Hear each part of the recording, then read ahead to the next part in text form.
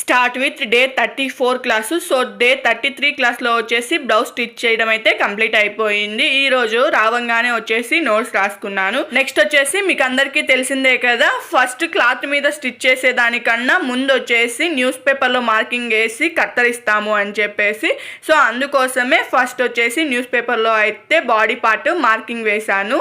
Marking వేసిన తర్వాత మ్యామ్కి చూపిస్తే ఓకే అన్నారు. ఇంతకీ ఇది దేనికోసమో చెప్పలేదు కదా, ఇది వచ్చేసి అంబ్రెల్లా ఫ్రాక్ స్టిచ్ చేయడం కోసం.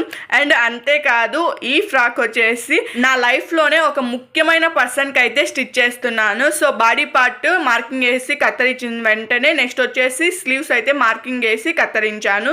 సో స్లీవ్స్ అయిపోగానే మ్యామ్కి చూపిస్తే మ్యామ్ వచ్చేసి ఇక్కడ షేప్ ఇస్తున్నారు. నెక్స్ట్ వచ్చేసి మ్యామ్ స్కర్ట్ అండ్ బెల్ట్ ఎలా మార్కింగ్ చేయాలి అనేది నేర్పించారు. సో మ్యామ్ చెప్పినట్లుగానే మార్కింగ్ చేసి కట్ చేశాను. సో ఫైనల్గా ఈరోజు క్లాస్ అయితే ఇది. Next class and next video.